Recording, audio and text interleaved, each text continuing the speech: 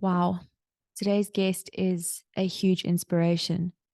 Tracey Bolton has survived not one, but two near-death experiences. And in fact, in the first experience, Tracey was clinically dead. Just 1 year later, in 2020, in the port of Beirut, a warehouse storing illegal ammonium nitrate and pyrotechnics exploded just kilometers from Tracey's home.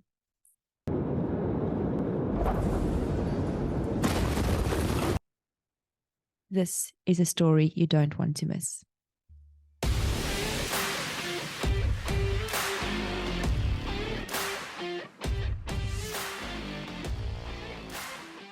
Welcome, Tracey. It's so wonderful to have you with me. It's been a little while since we've connected, and so much has happened since we've last worked together face to face. But I feel so privileged to reconnect with you and have you on this podcast. It's so good to be with you again, Kirsten. I mean, I think back when last we did work together, which was, I think, in 2016, around that time, and we always worked so well together. And to see you progressing into Cape Town and changing careers has also been, wonderful to watch your transition. So when you contacted me, I was so excited to reconnect with you as well. Awesome, Trace. Yeah, there's so much that's happened. I mean, you and I started working together. I'm glad you remember the date because it feels like many moons ago. I was working in events and promotions at Clarins, and you had just started at the Radisson Blue Train. Yes, that was actually 2015 when we met, and then from when I met you and we connected, from just a personality perspective, anytime I had an event and I needed some form of inspiration or whatever, I knew I could count on you to come and, host an event, from how to do makeup in a business place, or for my Women's Day events. You were my go-to girl. So we've worked well together. It was actually since 2012 when I really think back. Yes, I was going to say, I think it's actually much earlier than 2016. But yeah, thanks, Trace. You saw me at the start of my speaking career, if I can put it that way. Those are some of the first events I hosted and my first bit of speaking publicly. So it's good to hear that it was well received. Yes, definitely. So, Yes. Trace, tell me a little bit about your career, because I mentioned you in one of my posts the other day about being this marketing powerhouse. And I think you've always been deeply passionate about sales in particular, and that sort of moved into the marketing space as well, and the two go hand in hand. So tell me about your career and how you've grown in this space. So very young, I was very career focused in terms of I knew where I wanted to be in my career, and I knew every step that I had to take to ultimately get to where I wanted to be. My career has always been very important to me, and I've always been very focused. So I started off in Port Elizabeth, well, actually in Johannesburg, as a travel consultant.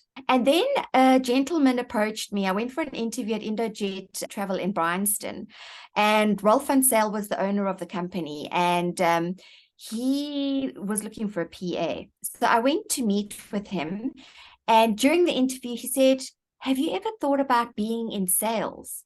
And I was like, "Sales is my dream. That's all I've ever wanted to actually do." So he says, "Because I don't see you being my PA, but I see you in sales. And I don't have a position available, but I'm going to create a job for you. And you can say what that title is. You can call yourself a sales executive, a customer client liaison, PR manager, whatever you want. But there will be a desk and you can run with it." So that was actually my first real step into sales. Absolutely green at the fingers, had no idea what I was doing, but I was just passionate about the fact that he had given me this opportunity, that he had this belief in me, and I would just pick up the phone and phone corporate companies to try get appointments for Rolf and I to go in. But then after a while, I was still very young. I was only 21 years old. I missed Port Elizabeth. I missed my family. I didn't know anybody in Johannesburg. So I went back to Port Elizabeth, and it just so happens Imperial Car Rental were looking for a sales executive. I went for the interview, and I got the job. And I didn't actually know how to do a proper sales pitch or whatever. I was just doing what I thought I knew best, and that is building relationships with people, because to me, that is what sales is about. Sales is about building relationships with people, and people who you form connections with will always believe in what you are doing and follow you where you go. And at one stage, after I'd been there about a year, I actually thought, I'm probably doing them an injustice working here, because I couldn't see figures or do anything to see how well I was doing. And then the one day my boss phoned me, and there was this central announcement to say, Tracey Schmidt at the time has been the best sales exec of the month. And I was like, what? I mean, because I hadn't even seen any figures. Yeah. So, I thought, okay, clearly I'm doing something right. And then I was asked to move to Johannesburg. And I went with them as key account manager to Johannesburg. And I looked after the Sandton portfolio, which was the very big portfolio for them. It was where most of their business came from. And after being there a year, I was awarded key account manager of the year. And again, I was shocked. I mean, that I wasn't expecting an award, but, obviously I was doing something. And I have a saying, choose a job you love and you'll never have to work a day in your life. And I've always believed in that philosophy. And that's exactly a testament to what I was doing. After a year or two in Johannesburg, I moved with them to Cape Town, and I looked after the Cape Town CBD area, which also was a big portfolio for them. And after being there a year, again, I was awarded Key Account Manager of the Year. But it got to a stage I wanted to get out of car rental, because I felt I had done enough with the car rental side of things. I wanted to get into hotels. That was always my dream. I mean, you can imagine when you're in the hotel game, I cannot think of any other sales game to be in, because you are selling dreams to people. So somebody who I didn't even know came up to me and said, there's a 5-star hotel and they're looking for a key account manager. Would you apply? And I was like, okay. And I applied for the position. It was Sun International. Wow. And I got the job. I was there for a year, and I was given Key Account Manager of the Year. And so out of nationally again, so I was like so impressed. And, I thought, how am I going to grow? I mean, I can't stay in Cape Town. We're just a small office. So I saw a position had become available in Johannesburg. And again, I knew if I wanted to grow, I had to move to Johannesburg. So that was my big jump. I applied for the position that was available, and it was given to me. And I was there for 2 years. And again, I was given Key Account Manager of the Year. And, I must tell you, Kirsten, it's never been about, for me, being the best, about getting awards. For me, it's just always been really great to be acknowledged and recognized for what I've been doing and the results that I've been bringing in, because it's what I love doing. I mean, I used to work the hours. I was young. I used to love calling on my clients. And I always say, and you will be a testament to this, people will come into the doors as clients, but they will always leave as friends. Yeah. And that's what happened with you and me, for example. Mm-hmm. So after I had been in sales now since about 1999, it was 2010. And I felt I had proved myself in my sales career. And it was time for me to lead a team, to lead, motivate, inspire younger people to be the best that they could be and be successful as I had been successful. There was this little company called Extraordinary, and it was an Indian-owned company by United Breweries India, and they had a portfolio of 5-star lodges and hotels within Southern Africa and Africa. And I went for an interview as head of sales and marketing with absolutely no experience. I just knew that I had the ambition to do it, and this is what I felt I was passionate about. And I went and I did that for 2 years for them. And in that time, while I was there, that was 2010. In 2011, I got the award Executive of the Year, and that would have been Head of Department of the Year. So again, I didn't even know they were going to have these kind of awards. But then I was approached by Radisson Hotel Group, and they are an international brand. And they were looking for a director of sales and marketing for the Radisson Blue Gautrain Hotel in 2012. Before you go on, I want to pause there, because that's at the time when you and I met. And just commenting on what you've achieved from here, going from position to position and literally winning awards everywhere you went. I think what's obvious about your story and about your character that I knew at the time that I met you as well, is you have this humility about you where you keep saying, I never even expected to win this. And it shows that your success came from a natural passion. And I think you've got a real skill to keep yourself motivated. You definitely are a naturally ambitious person. You know what you want and you go out there and get it. And I think that's been testament to not only your career success, but to so many things that have happened in your life. And we'll get to that in a minute.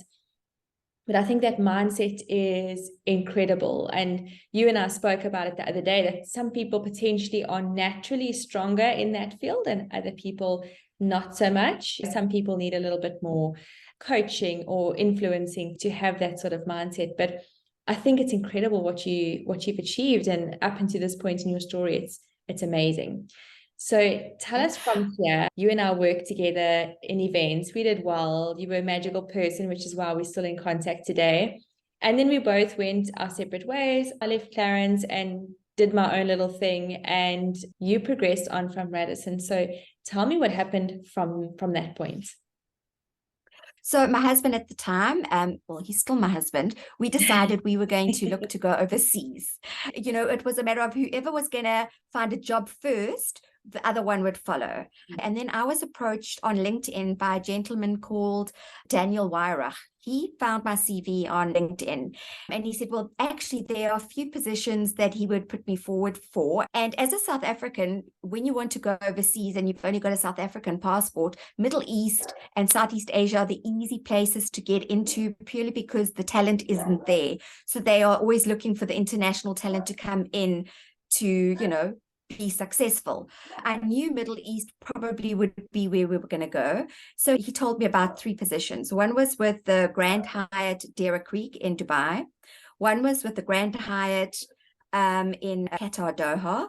And the other one, he said, is with IHG Phoenicia in Lebanon, Beirut. And I was like, Lebanon, Beirut? I said, aren't you mad? Isn't that like, you know, a war-ridden city? I mean, there was a civil war in the 70s. In my mind, it was still a shell, a broken down city. And he said, Tracey, do me a favor. Go on the line and Google Lebanon and Beirut specifically and see what it's about. And as I was speaking, my husband was listening. So he was on the line already Googling Beirut. So anyway, in my heart, I was thinking I wanted to go to Doha, Qatar. I put the phone down and then we looked at Beirut on Google as you do. And I sent him a message. It wasn't even 5 minutes later. I said, I want the IHG, the Intercontinental Phoenicia position. I want to go to Beirut. Wow. So he said to me, okay, hold back because we still got to get you an interview. So we narrowed it down to Doha and to Beirut. So I went for interviews to both. And my first interview was in Beirut. And I tell you, when I landed there, from when I went through customs, how friendly the Lebanese are. And, you know, I was so excited, like, I'm coming for an interview. And the fact that they love the fact that a foreigner would want to come to their country because it's got such a bad reputation.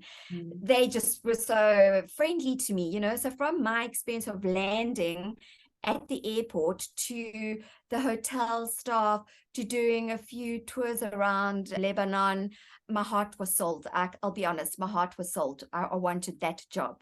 When you arrived in Beirut, because I'm a big person on gut feel, like, you know, intuition, you have a different feeling. Did you have a different feeling arriving there, knowing that there was some destiny for you to take place in Lebanon?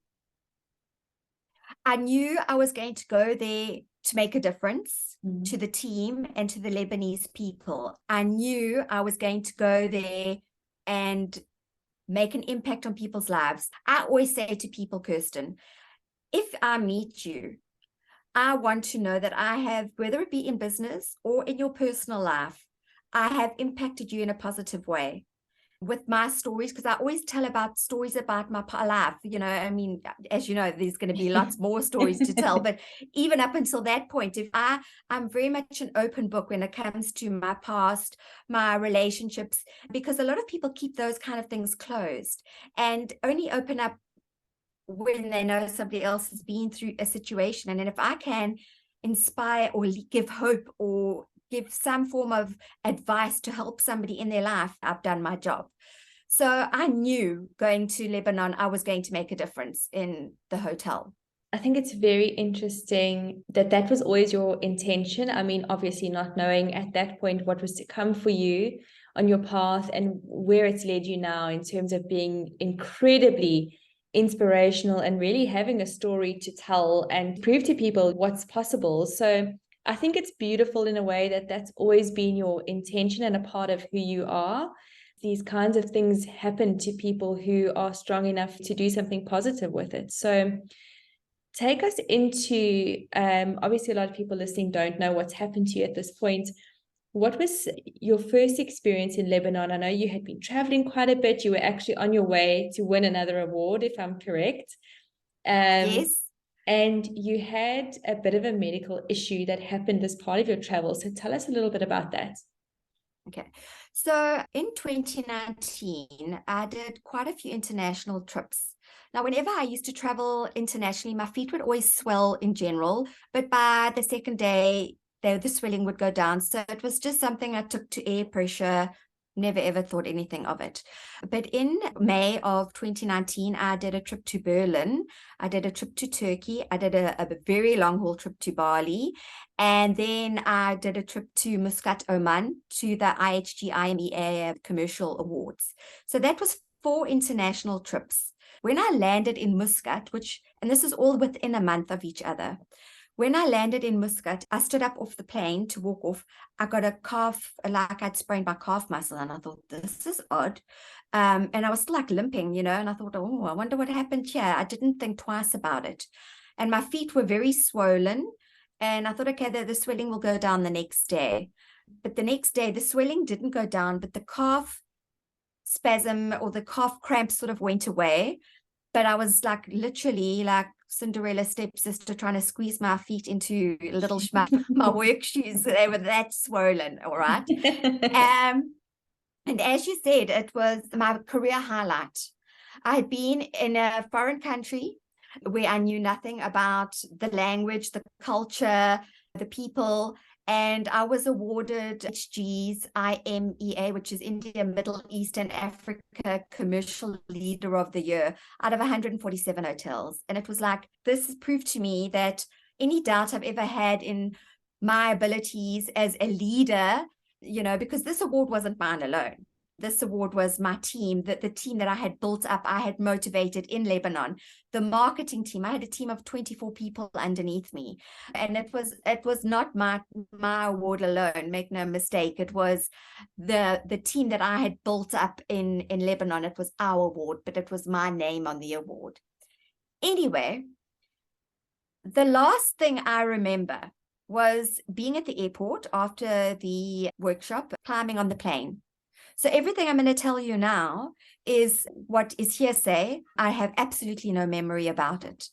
But what happened was that pull in my calf was actually a DVT, which is a deep vein thrombosis. Now, what I didn't know at the time is in my family, in my dad's side of the family, my grandfather has these genes. So these are 2 genes I actually inherited, 2 strains of DVT that I have, which I never knew about. So I wouldn't have known. In hindsight now, when I travel, I'm well aware of it. Okay. So life happened for the next 2 weeks. My team had a little surprise party for me where we celebrated my award. My general manager, HR, and the HODs also had a little function to celebrate the award that I got. And unfortunately, I have no memory of it, but I've got photos, so that's a good thing. 2 weeks. It was exactly 2 weeks. It was a Friday. I woke up in the morning. And apparently I was feeling very ill. I had a burning sensation in my stomach. And I messaged the general manager to say that I'm not coming to work. And because we're in a 5-star luxury hotel, you always have a nurse and a doctor based on site. So the protocol is, instead of going to another doctor, you just go see the doctor at the hotel. He will book you off. So I did. But he took all of my vitals. And then they decided to send me to a hospital called Trad, which is the traditional hospital, and they put me on a drip. By now, they had called my husband. He was there with me, and he still took photos of me lying there and photos of my blood pressure. And they put it down that I had a stomach virus. Wow. At about Oh, 5 o'clock, they discharged me. And my husband and I Ubered everywhere. And we Ubered back to the apartment that I lived in Mar Michel. And as we got out the Uber, the apartment manager, he was walking around. They said Grant was chatting to him. And apparently I went and sat on a chair because they had chairs and that outside. And the next minute, Grant looked at me and I was head down, sitting on the chair. And when he lifted my head, my lips were purple and I was Oh, my frothing at the word. mouth. Sure. And with that, Bassam said, call the ambulance. And Grant was like, I'm not waiting for an ambulance. So they stopped a car. They got a car from a stranger. And between the two of them, I'm not a small girl, they got me into the car. Bassam drove. Grant started giving me CPR in the car. And he phoned the hotel, and the hotel put them through to Edwina, who was the nurse there. And Edwina said, you take her straight through to AUBMC, which is the American University Beirut Medical Center, which is world-class, one of the best hospitals you'll ever get in the world. It's American funded. It's a training hospital. So everything is state of the art. And that is probably the best thing that ever happened, because on arrival, I flatlined. So my heart stopped beating. So they did 6 minutes of CPR on me.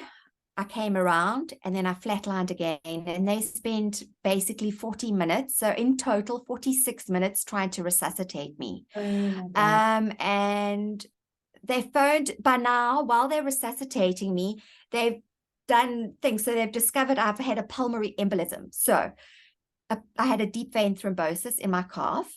A piece of that clot broke away and it worked its way into my lungs, causing a pulmonary embolism, which caused me to stop breathing. Because of me stopping breathing, it caused my heart to stop. So that's why I went into cardiac arrest. So they had now discovered that I've had a pulmonary embolism. So they've already put me on the clot thinning medication. So that's all sorted out.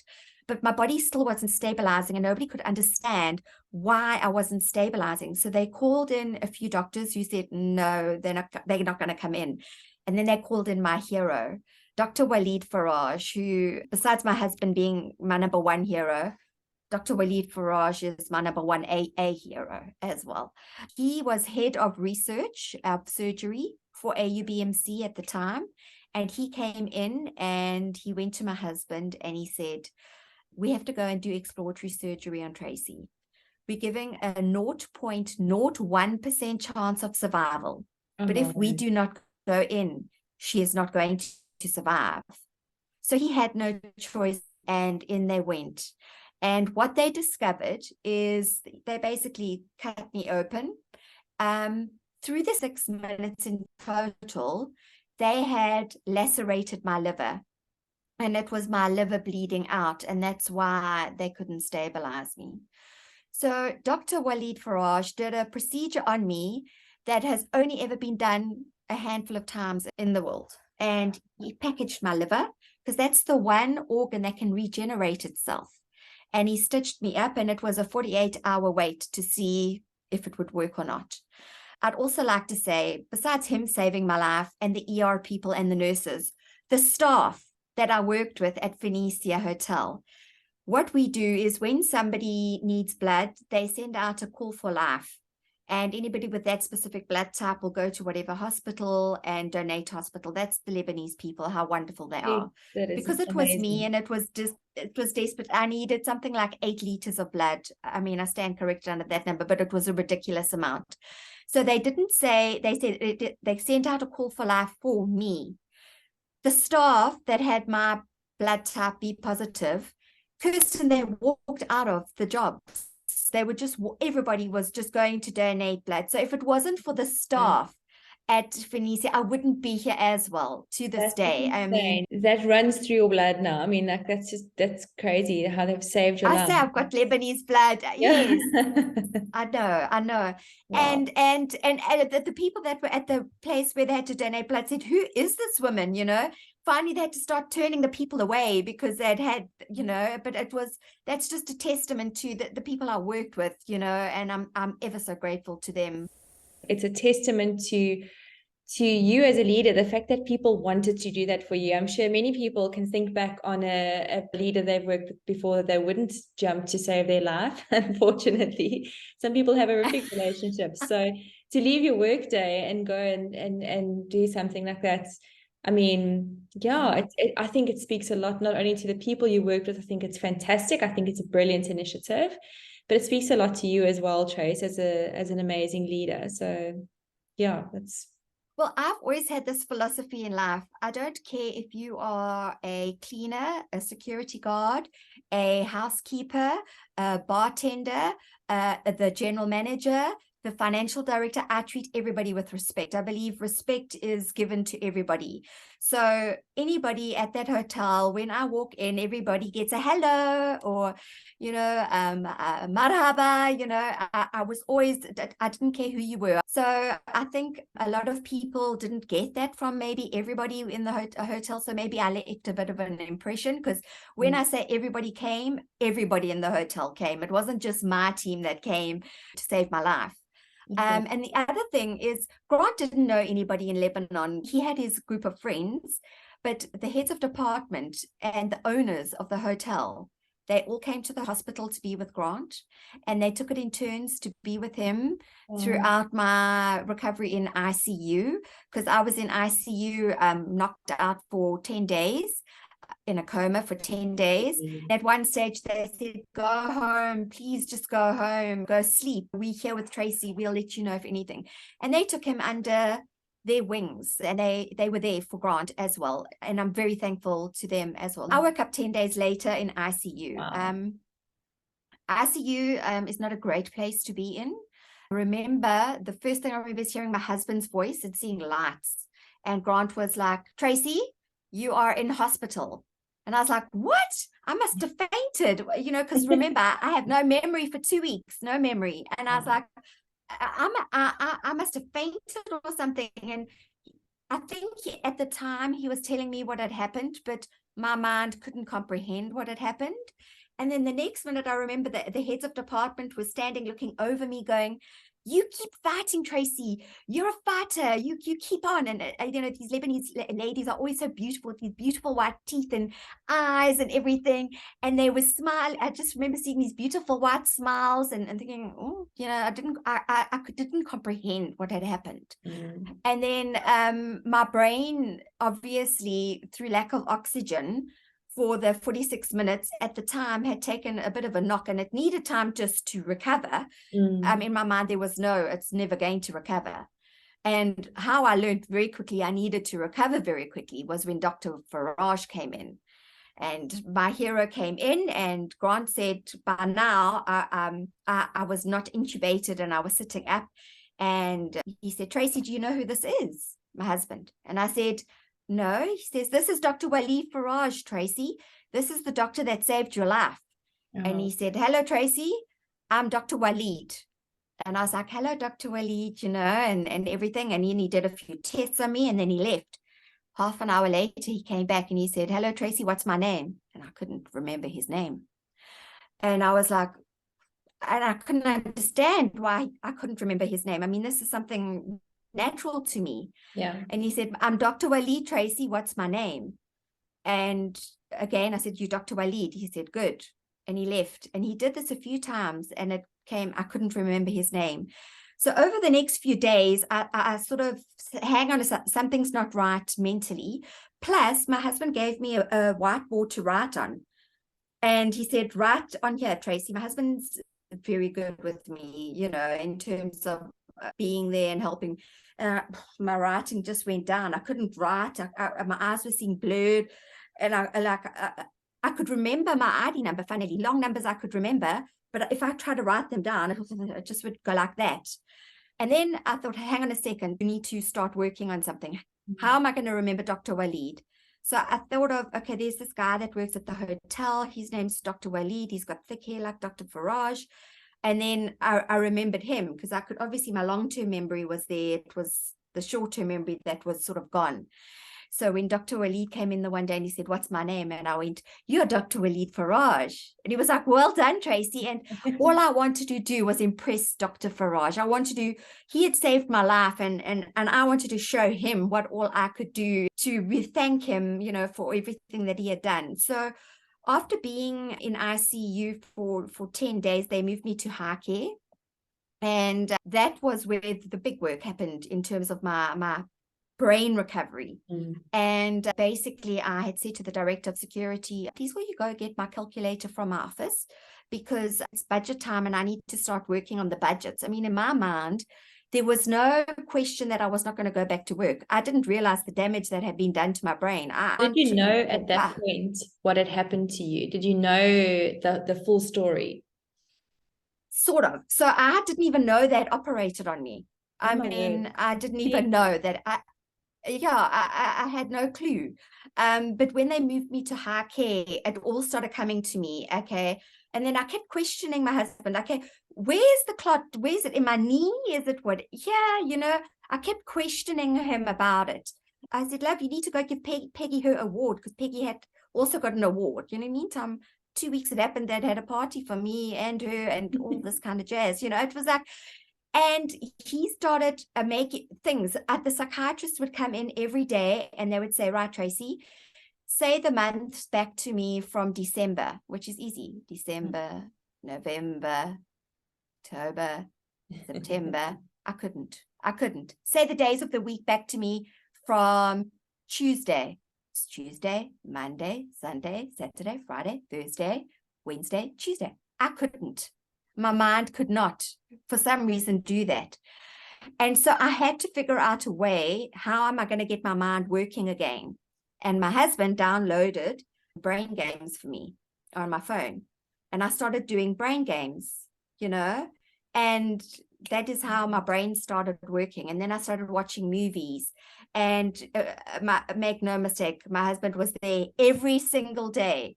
From when he was allowed in the hospital, so from 8 o'clock till 5 o'clock, he was by my side every day. And every half an hour, he was, right, let's do this, let's do that. He would get a pack of cards, for example, and he'd say, put the cards in order of house, in order of 1 to king. And so he would do all these kinds of things with me to strengthen my brain, I also had to learn how to walk again because I had been in ICU, but that wasn't a big thing. That was easy, quick walking. Trace, it sounds like, I mean, you obviously had great support, right? From Dr. Waleed to your husband. It sounds like they really pushed you and motivated you. And it also sounds like you were quite determined. But what was your mindset like at that time? Because I can imagine it's very confusing. There's lots about your body that you're not in control of yet. Your mind feels fuzzy. What were the ups and downs, or what was the general mindset at that stage? I was very confused, but it's weird. I was confused, but I didn't realize I was confused. Like, for example, I'd look at the TV, CNN, and I'd blink and CNN would be in the capitals, and I'd blink again, it would be in something different. So my eyes weren't right. So already then, Kirsten, I was like, okay, clearly there's something wrong with my eyes, but it's okay. I'm going to have to get glasses now. And, you know, so that my eyes can be in tune with each other. Already then I was thinking along those lines, like, okay, I've never ever been one to think this is my situation. Oh no, oh woe, oh me. I've never been that person ever. What did happen was Grant, my husband, bought me my MP3 player, and still in those days, I still have this MP3 player, and I listened to music. And when I listened to music, this is, I think, something that was quite profound. I just started crying. Wow. And I was crying and I was crying and I was listening to like heartbeat, offbeat songs. And it's the first time I'd actually cried since everything had happened. And my husband jumped up and he looked at me and he said, what's wrong? And I looked at him and I said, everything is going to be okay. We are going to be okay. I'm crying. It's good tears. It's whatever's been bottling up or whatever's happened. It's coming out now. we're going to be fine. Just, I needed that cry, I think, because my body, whilst I felt I was in control, maybe inside it wasn't in control. And that was my way of letting everything out. And I mean, because of the liver, my kidneys stopped working. So I was on dialysis now as well. And again, I knew that I wouldn't be on dialysis forever, because I knew it was all of these things that had happened to my organs was because of a deep vein thrombosis, because of one little blood clot. So I knew it wasn't that I had a poor heart, I had a wonky liver and my kidneys, just weren't. So every time we would go and my husband would be with me through every dialysis session, I'd be like, right, it's time you get working now, you've had enough rest time. So I was on dialysis for 3 months. But why I'm saying this is I would also be listening to the music, because it's 4 hours of dialysis every time.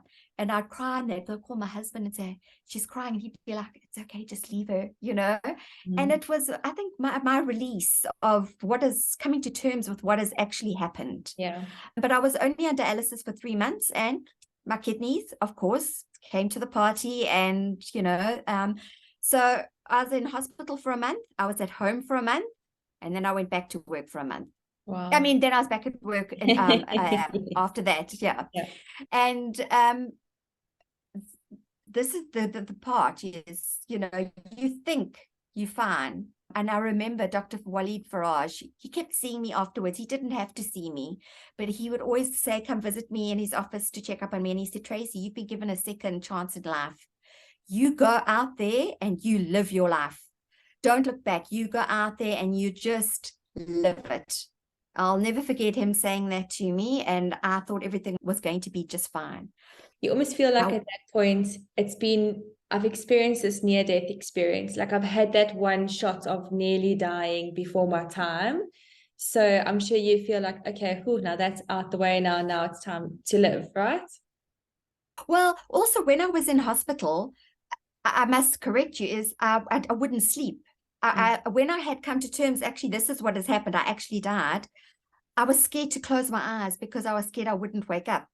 Yes. And so they were pumping me full of tablets, and I was forcing myself to, and I'm quite strong. My body is quite strong in terms of my mind. So I wasn't sleeping.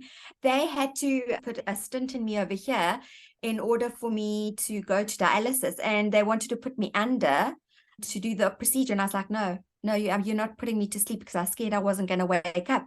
So they made me drowsy. And so I was awake throughout that procedure, and I was as calm as can be. And I could hear them while they did the operation and everything. But I would not let them put me to sleep for that procedure. I was adamant about it. It's that fear of like, yeah, and I totally get it now.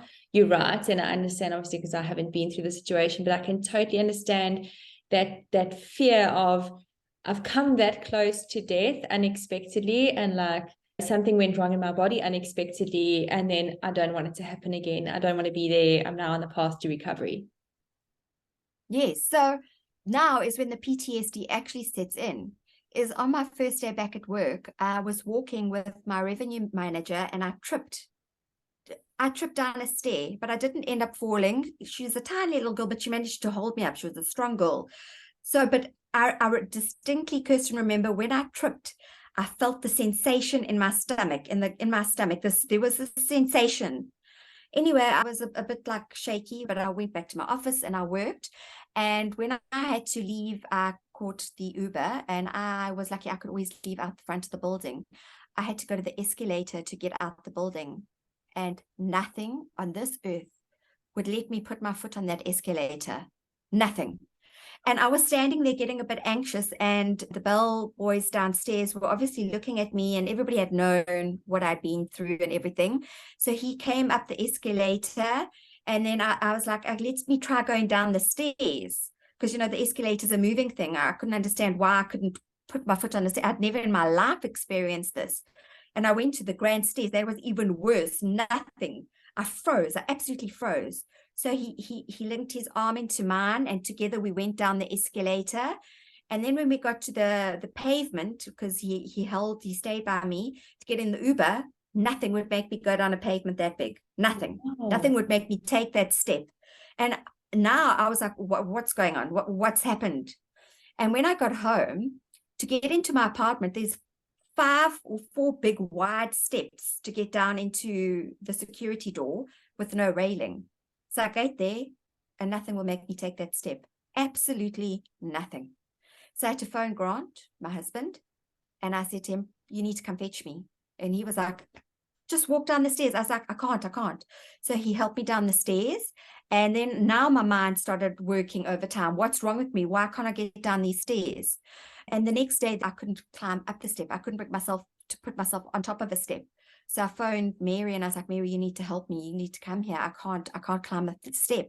So she came down. And the funny thing is, Kirsten, if I'm holding onto somebody or if I was holding onto a railing, I had no issue. I could climb up, I could climb down. But on my own, I couldn't. Nothing on this earth could make me do that step. And that was PTSD in me. It was my body's way of this trauma. And it was triggered by that trip that I had done going down the step.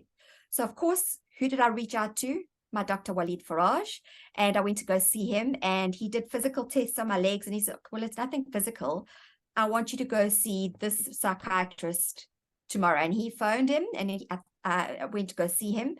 And he explained that I was going through PTSD because my body had been through such a major trauma, which I didn't remember.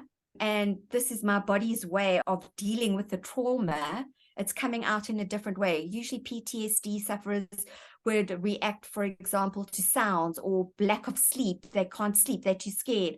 Whereas I wasn't having problems sleeping now. I didn't mind sounds. Mine was I could not walk down steps or up steps.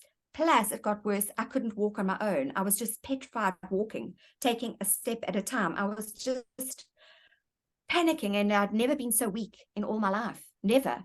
And this was a very humbling moment for me because I had to rely on anybody and everybody. If I wanted to go to the ladies, somebody would walk with me. They took me home. They fetched me from work.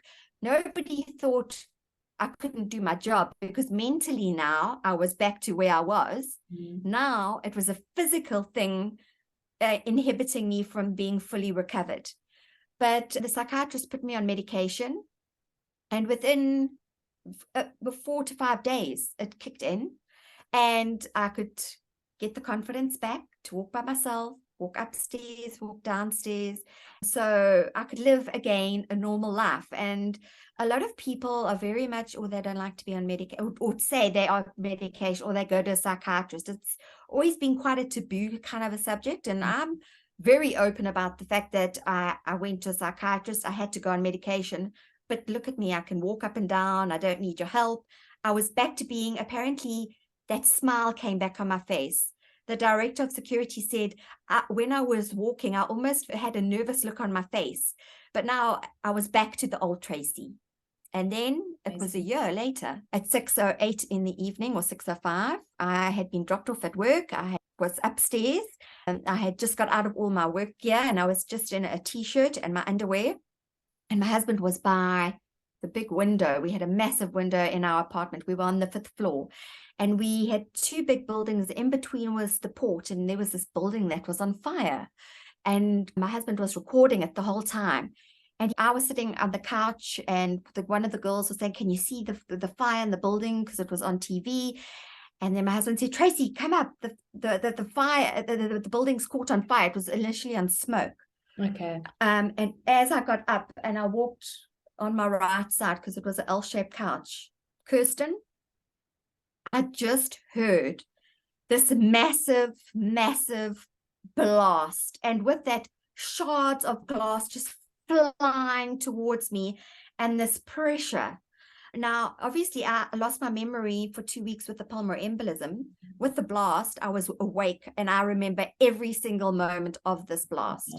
I remember the pressure and just glass coming towards me with such force that it threw me off my feet and it slammed me on my face onto the ground. And what that blast was 2,750 tons of ammonium nitrate that had been illegally stored in one of the terminals in the port that had exploded because somebody was welding and it had caught light and everything. And it's extremely inflammable. 2 hospitals were destroyed in the blast. I mean, if you've actually seen the video, you just see it's like this wave of homes just being destroyed. I think it was something like 230 people lost their lives. People were maimed, lost their limbs. I was lying there, and while I was lying there, waiting for everything to calm down, I knew something had hit my eye because I felt this big bang. I felt my fingers and my toes.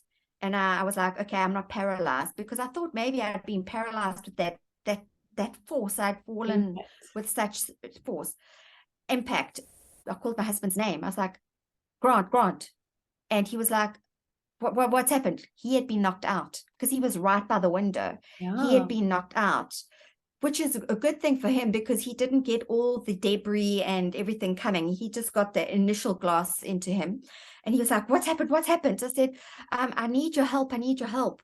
I said to him immediately, I think I've lost my eye. But I was hoping that it was like I had been punched.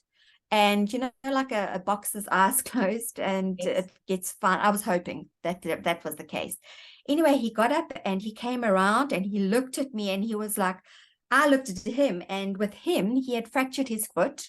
His whole arm from his wrist all the way up here had been sliced, his muscle, and you could see his bone was tissue. He had scars over here. I mean a gash over here on his eye, and I could just see him. And he could just see me because he had managed to turn me around, and he didn't say anything about me. And I was like, oh, my love, you need help, you know?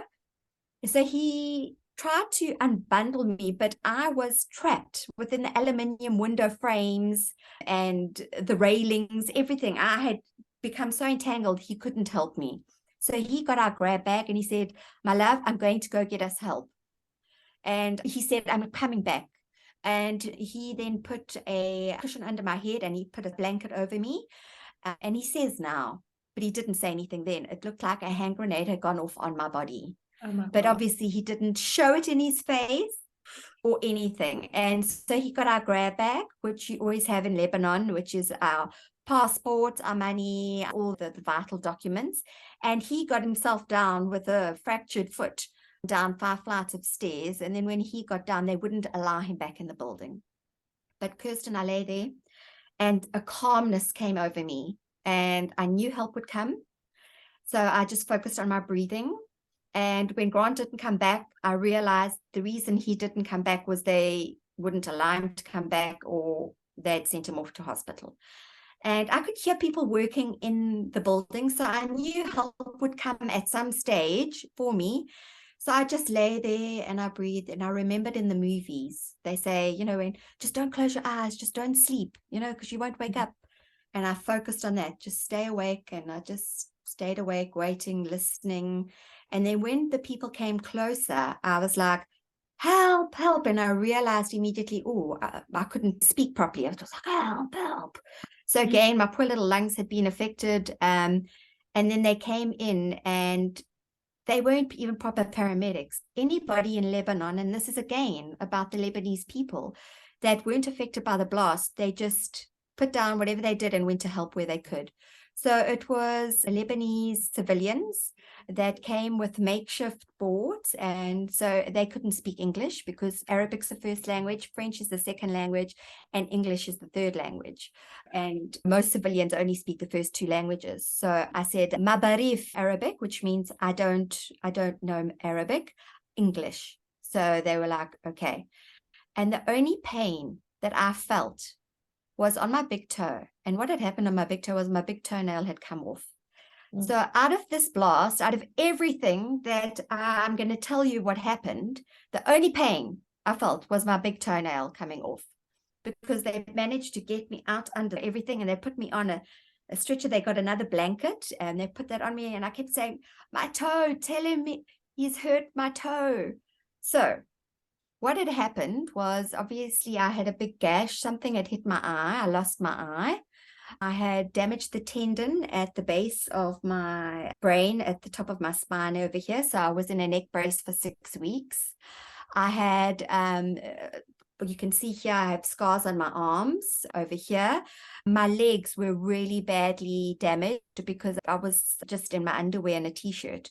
So I had very big gashes all over my legs that couldn't be stitched up, and I had broken my ankle. So I was in hospital again. I found myself in ICU with the same nurses and the same doctors looking after me. And again, I was intubated to just let my lungs heal a little bit. And I was under the best care. I initially was sent to another hospital. And my sister in South Africa phoned Dr. Farage because she obviously had met him when she had visited me, and sent him an email. And within 5 minutes, he had contacted her, got in his car. Dr. Waleed Farage got in his car, went to the hospital that I was at, and filled out forms to get me transferred to AUBMC. Yes, that's amazing. That is not a testament of what a wonderful man he is. And, I could never speak. He is just wonderful. And he had nothing to do in terms of my recovery, but he was there every day to check up on me. I mean, he's just so special. And so I was intubated again, but this time I didn't fight the intubation because I realized I was intubated. But I asked for the board, and I was like, Grant. And they said, he is in the floor, he's asking about you, he's fine. And then I was fine. Because obviously at that point you didn't know, you hadn't seen each other since he left the apartment. You didn't know where he was, if he was okay. He didn't know about you. I had been under induced coma for 4 days. Oh my word. So again, I was in induced coma, because they had to do operations on my wounds, on my eye and everything. So, and I was in an induced coma. So when I came out of it, and then when they said, we're going to take this out, just breathe, talk slowly, Tracey, don't say anything. And I remember them taking it out, and I went, hello. And they just laughed at me, and they were like, oh Tracey. And I was like, can I have some water, please? And they were like, okay. And they gave me, some small sips and whatever. And it was so wonderful, because it was the same ICU staff that looked after me the first time. And I have a special love for those ICU staff, because I was full of nonsense the first time, and I was full of nonsense, because you're a bit cuckoo, there's a thing called ICU syndrome, and they were just wonderful with me. And then the funny thing was, I went to my husband's, when I was out of ICU, I went to his room where he had recovered. I went to 5th floor to his room. So all the nurses there knew me well, because they had looked after Grant. And of course, Grant was there every day, fractured foot and all. He was there every day by my side.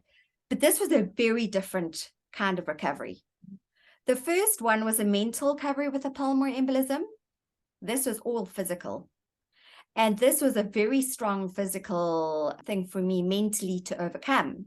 I think the psychological damage that happens because of the physical damage, like that's a big thing. I think, especially for us as women, and not to take away at all from men, but we are so focused on our physical appearance. And I know you've often said this, especially in your role, in your work and what you do, being in sales and being in marketing, is like we are so focused on looking a certain way and having a certain body, and our skin must be perfect, and our hair must be perfect, and our teeth must be perfect. And now this is out of your control, and you've had so much damage. I mean, especially to your face, never mind other parts of your body. But how was that, like, initially when you came around and you knew what had happened, and you had to come to terms with the damage that was, a lot of it, irreparable? How did it make you feel? Well, it happened in 2 stages. So I had the neck brace on for 6 weeks. So I didn't know what was happening with my hair. And you've known me, I've always had very, very long hair. And I've always said my hair has been my crowning, your hair is important as a woman to you. Nobody let me see my face. So I didn't know what my face looked like in hospital at all. I knew there was something wrong with my eye. Okay. I didn't know the damage to my face in terms of the scars, but Grant let me see the top. I call it my Harry Potter scar at the top. That's all he let me sort of see. And I had just had Botox. So I was like, that's going to heal perfectly because I can't move it, So it's not like that thing's going to be able to move. So, that's how my mind already was thinking, that scar's going to be fine. But I didn't see the scars actually to this side of my face, which was, life remaining scars. And then nobody told me I had lost my eye. Granted, if anybody's going to tell Tracey she's lost her eye, it's going to be me. And I had been watching TV and the whole time, so I'd been seeing fine out of my eye. And he came to me and he said, let's talk about your eye. I mean, I had been in surgery. What are you going to do if you've lost your eye? And I looked at him and I said, it's okay if I've lost my eye because I've got another eye and it can see perfectly. Wow. And he said to me, you've lost your eye, but I've been doing research. And if you look here in Lebanon, this is what they can do with prostheses in terms of eyes in Lebanon. And I will make sure we go to the best and have a proper eye fitted for you. Okay. And I your was husband looking. sounds incredible. Like, he is a very special man, from, the stories that you tell and how he assisted you and how strong he was with you, because it's very important. I think it's amazing. He was very hard and very strong with him. And at the time, I hated it because I'm quite a strong-willed person, but I'm grateful for that because I needed that. And he needed to be strong for me the whole time. And because I was quite a tough cookie when I was the first time in hospital, but he gave it right back to me. And he's a very special man in my life. And he's just wonderful. I love him unconditionally, and he is my hero. And he stuck to his word. Dr. Farage came to visit us every day, and you'd be like, hi, Grant. At this stage, when they used to bring me my food, they used to bring Grant food as well, because he was always there and everybody loved Grant. And he spoke Arabic quite a bit. He was a quick learner, so he would always be speaking in Arabic to them. And we asked, which doctor do we go to for the eyes and, to get a new eye and everything. So I went to the doctor who did a fantastic surgery on my eye, and he did what you call an evisceration, where they put a prosthesis in, not the prosthesis you see now. It's like a ball, so that when you put the prosthesis in, it marries up to your other eye. And so that was sorted, and I went and did that. And then they had to do an operation to take skin grafts from my thighs to cover up the wounds on my legs because they were quite significant and quite widespread. And that was mentally the worst thing for me in hospital, because in all of these procedures, they just numbed my back. They never put me under. So I was sort of just awake the whole time throughout these procedures. And they bandaged my legs from the ankles right up to my thighs once they had put the skin grafts on. And I wasn't allowed to move for 7 days. I was not allowed to move from my hips below. And I got stomach cramps, and it was horrible. It was mentally, to get through 7 days without moving.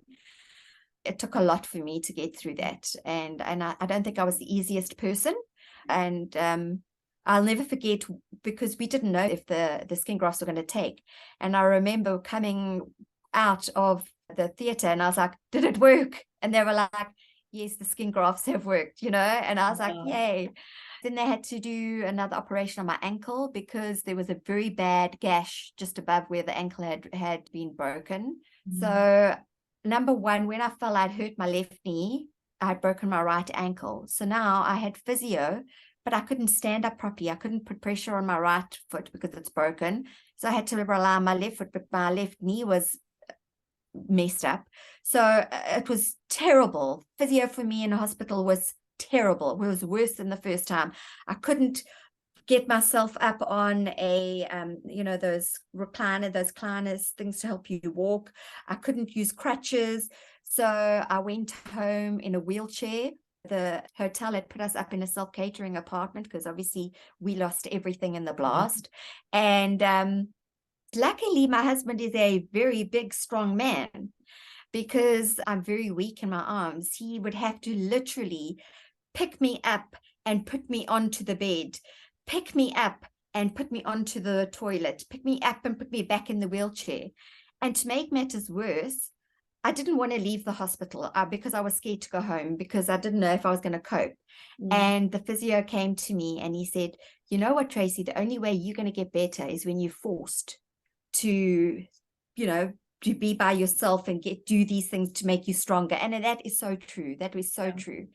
To make matters worse, Grant had to go in for 2 procedures. He had damaged his tendons on his forefinger and on his thumb. So now I've got this poor husband who's picking me up. Now he's got to go in for a procedure on his strong arm. He's left-handed. How's he now going to pick me up and whatever? And the shouting would start, and he would say, make the effort. And so I had no choice but that reward, Kirsten, okay, from not being able to even get myself out of a wheelchair to get myself into a chair, then get myself to the toilet, to get myself up, wiggle my way onto the toilet, get myself up, wiggle my way back, and without needing any help, and giving my husband shame, all the credit that he had, given him a bit of a break, Yeah. And it's, I felt so proud of myself to be able to then start walking again. But unfortunately, the PTSD came back about the walking. And it came back 10 times worse. Wow. So we had decided to move back to South Africa, and we went to St. Francis Bay. St. Francis Bay is where my parents had a holiday home, and it would be the best place for us to both recuperate, recover. And the idea was I was going to take a year off work and just focus on both of us healing. But what happened was my fear of steps, fear of walking came back. And I went to see a psychologist, and the psychologist said, you need to see a psychiatrist. I said, okay, can you get me into one? So she said, there's a 3-month waiting list. And I was like, I don't think you understand. I don't have 3 months to wait to see a psychiatrist. I mean, in Lebanon, you go the next day. So she said, I know him, let's see. But in the meantime, this anxiety got to such a bad stage. I was at Greenacres Woolworths with my sister, and I had a panic attack in the middle of Woolworths, where I was standing there and I just couldn't walk. I couldn't take a step. She was holding on to me, and it was the worst low of any low I've ever had. It was at that stage where in front of everybody, in public, in the shop, I just couldn't walk. I was freaking out. And as luck would have it, I got a call from the psychiatrist to say, we have an appointment tomorrow. Can you come? And I was like, yes. And I went to see him. And he had a really good chat with me, and he said, you've had 2 major traumas in your life. Some people don't even cope with one or get over it. You've had 2 massive ones. And I'm going to put you on medication, which will help you. It's not a quick fix. And I said, I'm not looking for a quick fix. I'm just looking to be able to function normally in society and not walk around scared to walk, scared there's a stair, how am I going to get up or down, and all of that kind of stuff. So he put me on medication, and again, very quickly with me, within 5 days, I was walking by myself. And at my house in St. Francis, we've got lots of stairs. And initially I was walking, holding the railing. Then I would push myself every day to be better, like try walking up to the first landing without holding onto the railing. And then coming down is always worse for me. And then I'd push myself, try coming down, not holding the railing. And now in places I'm familiar with, I walk up and down without a problem, and I can go anywhere up and down stairs as long as there's a railing. I'm sort of fine, or if there's not lots of steps. So if you wouldn't know what's happened to me, you wouldn't know that I've got this little phobia. And I mean, I have no issue walking on my own anymore. So it gave me that quality of life, but that was probably the lowest point and most humbling point in my life. Tell me, just going back, we were speaking just now about your physical appearance and how that felt. How did it feel, or what if the long term, so, your PTSD has shown up significantly over time with the walking and the steps. How does it show up day to day for you? Because I can imagine in the beginning, it must have been very difficult. Do those triggers still come up for you where you feel a bit down and despondent about your scars and the change in your body? How does it make you feel, and how have you coped with that? So let's go back, because I did forget about talking about the scars on my face, because those are very prevalent. And being in sales and marketing, when I first saw my face, I was very shocked. I remember I used to have this stupid smile. I won't do it on camera here, but I used to have this, I had to literally learn to become the Tracey again that everybody knew. And I knew it took time to get there. So when I first saw my scars, I initially thought, okay, scars heal. There's things such as plastic surgeons. If needs be, I can always go to plastic surgeon. I always, Kirsten, see the positive. There was a time where I thought, will I ever get another job in a leadership role as sales and marketing? Because your appearance is very important within, as shallow as it is to say. If you're in sales, marketing, PR, it's about your appearance to a certain extent. And the big thing that also happened to me was when they took off my neck brace after 6 weeks, they had cut off all my hair. My hair was up to here like this, but haggard. Yeah. And I was devastated. Out of everything, the scars on my body, my eye, that was the most traumatic thing for me. That's because amazing. I honestly loved my long hair. I knew my husband loved my long hair. And yes, your hair can grow. But it was very traumatic for me, and I had to have it cut even shorter to balance it out, because I understand why they had to cut my hair off. I mean, hundreds of thousands of people were just going into the hospitals after the blast just to be treated. So there was a big gash at the back of my head they just had to cut off. So I mean, I don't blame anybody. Yeah. But that was for me very traumatic. There was a time, a very short time, where I was like, will I ever get a job with my face looking like this? But it was a very short little time, because I was very quick to say to myself, your scars will heal, you will heal. And with that, my support structure was now back in South Africa. And my sister got hold of two very important people in my life. The one was a lady called Dr. Judy Pretorius, and she's the owner of Biomedical Emporium. And Dr. Judy Pretorius formulates her own products, and she specializes on burn victims and bad acne. And so my sister made contact with her and told her about my face and my scars. And already in Lebanon, her and I had a call, and she said she would love to work on my scars. So I knew that somebody was going to work on my facial scars. And then with regards to my eye in South Africa, we got hold of Dr. Hamza Mustak, who again is one of my favorite doctors in the whole world. And he's an ocular plastics specialist. So for Horatiski, he's head of the ocular for cancer plastics. So when somebody has had cancer in the eye and they need plastic surgery afterwards for whatever, that's his speciality. So he's the best in the field when it comes to him. So when I first came back, I would go to Cape Town and see Dr. Hamza, and he did miracles with my eye, because my eye was quite sunken at the back because they had to take away a lot, and he put filler. So I do get fillers, but for eye purposes, not for cosmetic purposes, at the back of my eye to bring it forward, to make it look. And I still see him all the time. And I go and see a lady called Anarine van der Merwe, and she is Dr. Judy Pretorius' protege, and she's also based in Cape Town. And she has worked miracles on my face. So she uses all Dr. Judy's products, and between her and Dr. Judy, they communicate. I send them before pictures I come every month, and they decide what product they're going to use, how they're going to use it. So I see Anarine and I see Dr. Hamza once a month when I go to Cape Town, and she works on my face, and she has done absolute miracles on my face. You can see I've got scars, you can really see. Be honest, you can't really see, and I'm not one to be scared of my scars. I mean, I've got scars on my arms, and you see I walk with my arms showing. I have a story to tell. Like the other day, I was doing a park run in St. Francis Bay, and old man came up to me and said, "What happened to your arm?" And everybody generally doesn't ask, but, the old fogies, "What happened to your arm?" And I said, "I was in a blast."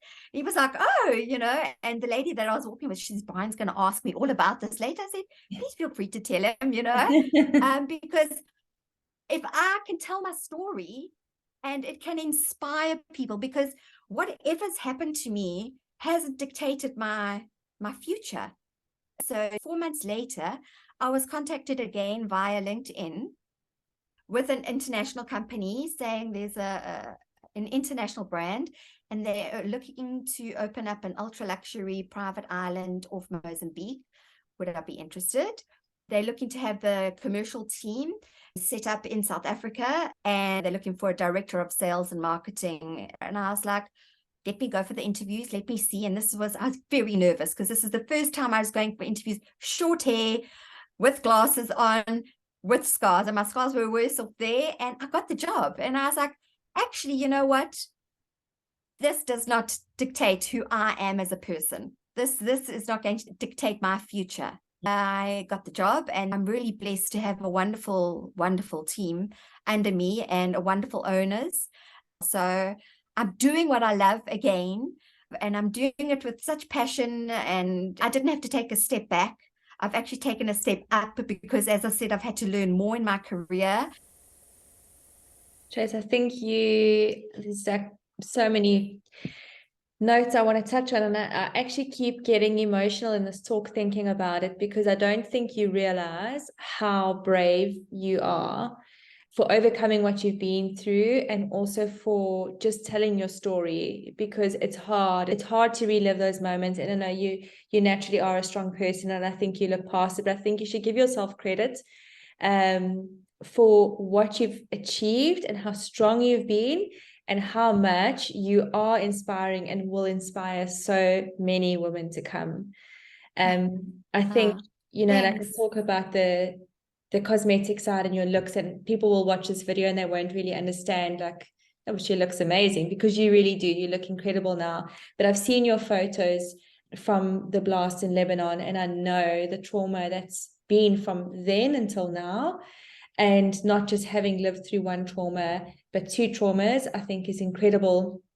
I think your mindset is much to be admired. So I want to ask you, before we end off, if you had to give someone a short bit of advice, your one thing that you say, this is what you focus on to stay strong, to improve your mindset, to get through hard times, because no doubt so many people are going through so many different hard times, no matter what's happening in their life at the moment. What is your one piece of advice?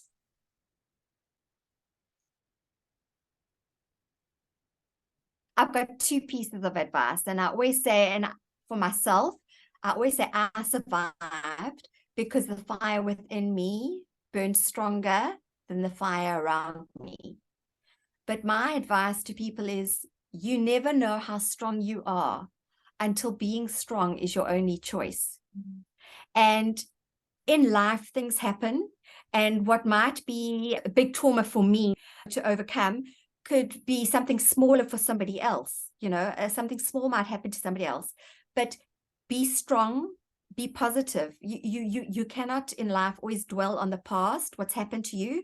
You stay focused on the future. You take one breath, one step at a time, and stay positive, because positivity will get you to where you need to be. And this is with anything in life. If you look at where you come from in life, with what's happened in your life, your past does not dictate your future. The present is where you are, and you need to be and see where you want to be, and take one step, one breath at a time, at a day, and go towards your future goals with the right attitude, positive attitude. I think that's amazing. Oh, that's what I would say. Your words, I love that. The fire within me burns brighter than the fire around me. I think it's so perfect.